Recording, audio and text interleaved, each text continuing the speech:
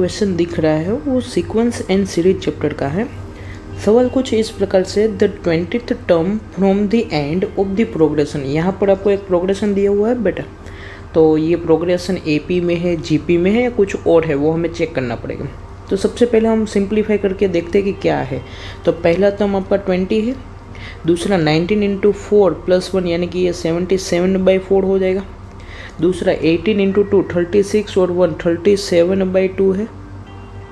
तीसरा term 17 into 4 और 3 यानी 71/4 है। ऐसा करते करते आपको कुछ दिया हुआ है। लास्ट में आपको nth नंबर का टर्म भी आपको गिवन है, -129 1/4 है।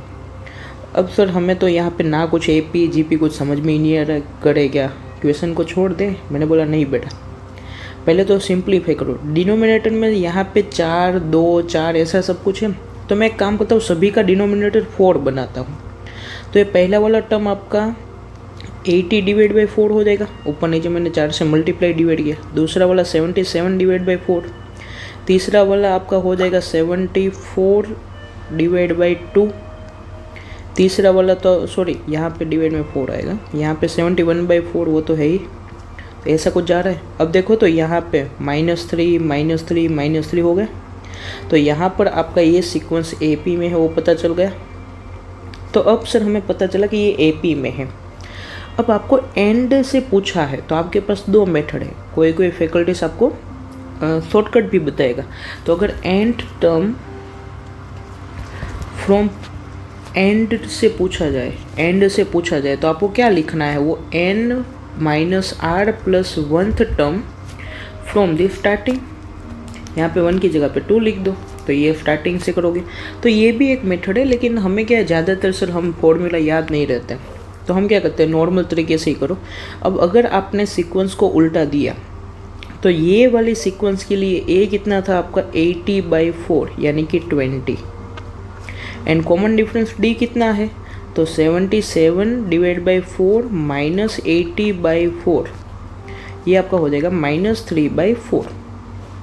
तो अगर हमारा जो सीक्वेंस है उसके लिए यानी कि एंड से पूछा है, तो आपके पास जो सीरीज है उसको क्या कर दो, उल्टा दो पूरा। यानी कि ये यहाँ पे फर्स्ट टर्म आ जाएगा और ये आपका एंड 20 लास्ट में चला जाएगा। तो आपको जो सीक्वेंस चाहिए वो कैसी बन जाएगी कि -129 1/4 ऐसा होगा, यानी कि ये आपका फर्स्ट टर्म हो गया। तो a कितना मिला, -129 1/4, और कॉमन डिफरेंस d कितना मिलेगा, -3/4। बस आप इसको सिंप्लीफाई कर दो, और कॉमन डिफरेंस ये यहाँ से d था, अब उल्टी सीक्वेंस करोगे तो माइनस वाला हो जाएगा प्लस में, क्योंकि पहले आप 3 3 माइनस करते जाओगे और यहाँ से यहाँ जाना है तो आपको 3 3 प्लस करना पड़ेगा। तो बस ये आपका हो गया, a और d मिल गया है।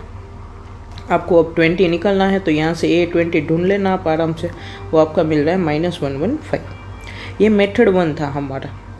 मेथड 2 मैंने जो फॉर्मूला बताया वही वाला कि nth term from end is equal to n - r + 2th term, यहाँ पे rth टर्म लिखो, टर्म फ्रॉम स्टार्टिंग।